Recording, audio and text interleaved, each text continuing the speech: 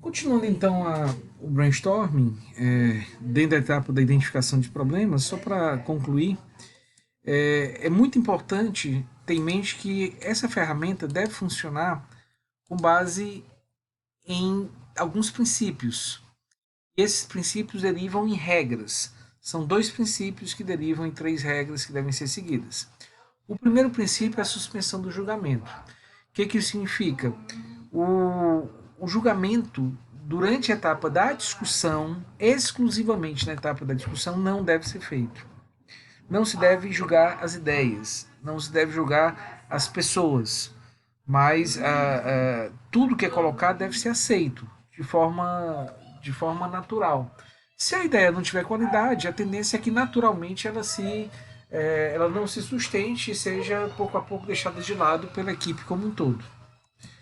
Outro princípio é que a quantidade gera qualidade, ou seja, a ideia é que se gere uma grande quantidade de ideias, porque em cima desse grande volume, possivelmente algumas poucas ideias terão um nível de qualidade muito alto e permitirão que a empresa encontre soluções ou deliberações mais adequadas, mais precisas acerca de alguns problemas. Esses princípios, então, derivam nas seguintes regras. Primeiro, evitar críticas e ironias. Isso aqui deve ser deixado bem claro na reunião de abertura e cabe ao coordenador evitar que fatos como esses aconteçam. Nós já temos um grupo pequeno participando do brainstorming. Se tem uma pessoa mais influenciadora e que age, criticando e ironizando pensamentos ou até mesmo pessoas que estão ali presentes, a tendência é que esses que foram objeto dessa ação acabem se fechando. E você perde uma pessoa que poderia contribuir bastante, foi escolhida com muito critério para participar desse processo, e ela tende a se fechar. Então, percebam que, por um lado, a suspensão do julgamento, ao ser aplicada, vai refletir em evitar críticas e ironias, já que não vai haver esse julgamento, e o fato disso acontecer permite que uma quantidade maior de ideias seja gerada, já que todas as pessoas vão estar participando ativamente. A segunda regra é a apresentação imediata das ideias. Tão logo uma ideia surja, ela deve ser colocada para o grupo discutir. Se é um brainstorming estruturado, a pessoa deve esperar a sua vez e aí colocar essa ideia. Mas o que deve se evitar é tentar desenvolver sozinho uma ideia de forma mais completa. O brainstorming tem um pressuposto de que o conhecimento é desenvolvido pelo grupo, pela equipe, e não por uma pessoa individualmente. Dessa maneira, quando uma ideia é apresentada, isso implica, isso implica na isso implica na atuação de todo o grupo no sentido de desenvolvê-la e de aprimorá-la. Finalmente, a avaliação e o consenso, que são duas características, dois aspectos que devem ser trabalhados na conclusão do brainstorming. Observem que aqui esse princípio da suspensão do julgamento ele não é aplicável. Como eu falei antes, ele é aplicável apenas à etapa da discussão, na etapa da conclusão não. Então aqui vai haver o julgamento. As ideias sendo avaliadas, elas estão sendo julgadas, mas não é um julgamento de uma pessoa, aleatoriamente, de acordo com a sua vontade, mas é um julgamento do grupo. E o consenso está aí para, de fato, assegurar que ideias somente sejam retiradas se o grupo como um todo, de forma conjunta, considerar que isso é adequado e que é necessário.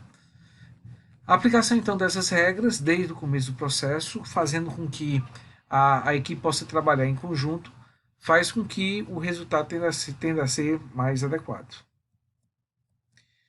Bom, com a lista de ideias na mão, nós passamos então para a segunda fase dentro da etapa 2. Os problemas já estão identificados, já temos uma lista de problemas identificados, e agora esses problemas devem ser priorizados. Basicamente, nós vamos usar duas ferramentas, além do próprio brainstorming. A matriz Gucci, que é mais simples, é utilizada de forma mais subjetiva, e o diagrama de Pareto, utilizado quando se tem dados mais quantitativos de ocorrência, de custo, em que é possível priorizar, inclusive, estabelecer o que é mais importante do que outro, e que podem ser utilizados com nessa tentativa de priorização. Vamos então começar com a matriz Gucci, que, já adiantando, esse termo Gucci vem de 3 palavrinhas, é um acrônimo de 3 palavras, gravidade, urgência e tendência. Então é interessante analisar o que seria isso, qual a definição para o sistema Gucci. Existem algumas partes dessa definição que estão destacadas, são importantes para se entender um pouco melhor a natureza e a filosofia por trás dessa técnica.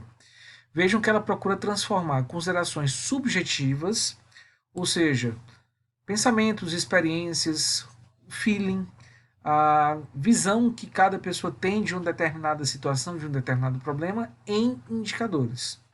Ou seja, busca-se transformar percepções que é difícil de ser avaliado, é difícil de ser comparado e de ser colocado junto e agregado por várias pessoas em indicadores, em números, que possam retratar o nível de importância de um conjunto de problemas. E é através desse nível de importância que a priorização vai ser feita. Essa importância vai ser definida por meio da gravidade, da urgência e da tendência. Precisamos então definir o que é cada elemento desse, mas em primeiro lugar é necessário levar em conta a necessidade da utilização do brainstorming como forma de aplicação dessa técnica.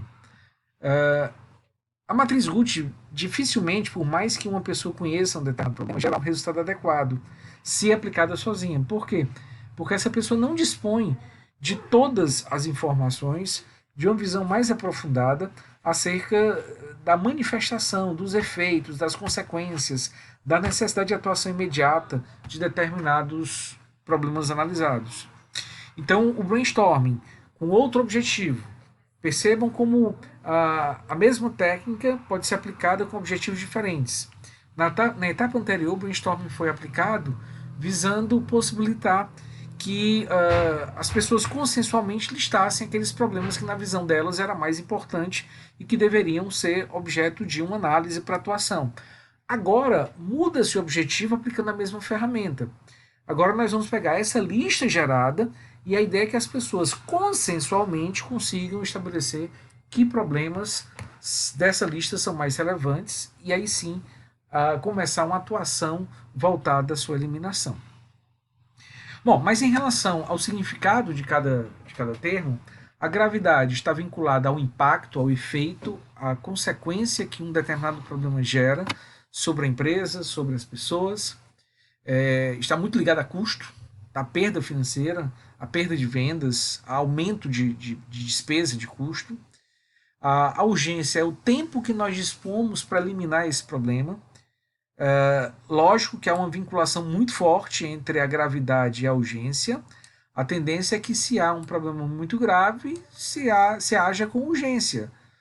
Nós não vamos querer esperar muito tempo para a eliminação de um problema que está gerando uma perda, um comprometimento à saúde financeira da empresa. Mas existem situações em que a urgência existe mesmo sem o problema ser muito grave. Por exemplo, questões legais. Por exemplo, uma definição, uma determinação vinda da alta gestão da empresa. Tá? Então, apesar dessa vinculação, é importante que eles sejam analisados separadamente. E por último, a tendência, que é o que deve acontecer, o que pode vir a acontecer com os efeitos do problema, caso nada seja feito. Imaginando que a gente deixe a situação inalterada, não implementemos nenhuma ação de melhoria, o que pode acontecer? Bom, esses indicadores, como nós vimos na definição, deverão ser estabelecidos, ser quantificados com base na percepção das pessoas. E para facilitar esse trabalho, existem escalas que podem ser propostas. Uma escala muito comum é essa, de 1 a 5, em que nós temos uma situação, para o caso da gravidade, 1 é um problema, uma situação sem gravidade, o 5 é algo extremamente grave. E nós temos 3 níveis intermediários. A urgência, por outro lado, 1 não apressa, a gente pode deixar para depois, pode deixar para o ano que vem, o 5 tem que ser imediato. Da mesma forma, existem 3 situações intermediárias, assim como a tendência. Um não vai piorar e pode até melhorar sozinho, sem intervenção nenhuma da empresa. E 5, se não fizermos nada, vai piorar rapidamente. Essa escala é apenas uma sugestão, que pode ser adotada ou não. Algumas empresas preferem utilizar outro tipo de escala. Por exemplo, em vez de 1 a 5, algumas empresas usam uma escala menor, 1, 2 e 3. Onde, por exemplo, para o caso da gravidade, o 1 seria sem gravidade, o 3 seria muito grave, extremamente grave, e o 2 seria de uma gravidade intermediária. A mesma coisa para a urgência, a mesma coisa para a tendência. Percebam que é necessário fazer essa escolha. Quando a gente vai aplicar a matriz Guth, é muito importante definir qual a estrutura que nós vamos trabalhar. E uma vez definido, é fundamental que ela seja mantida. Afinal, se a gente ficar mudando os critérios a cada brainstorming, a cada necessidade de priorização, isso vai confundir as pessoas e vai acabar gerando um resultado não tão adequado.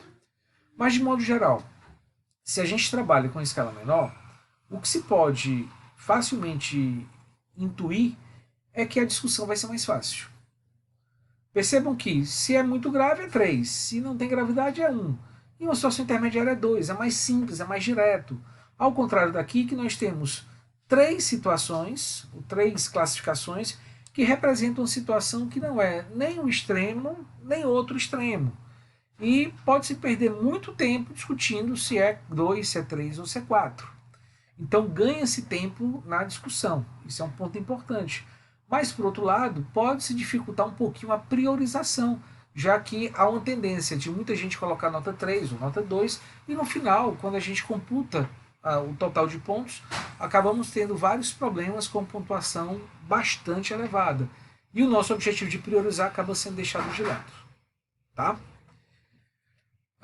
Algumas empresas fazem uma pequena adaptação nessa técnica, que seria colocar percentuais. Por exemplo, aqui eu teria 20% de problemas ligados à nota 1, 20% de problemas ligados à nota 3 e 60% de problemas ligados à nota 2. O que isso significa? Se nós vamos listar, fazer avaliação de problemas, apenas 20% deles pode ser atribuído à nota 3.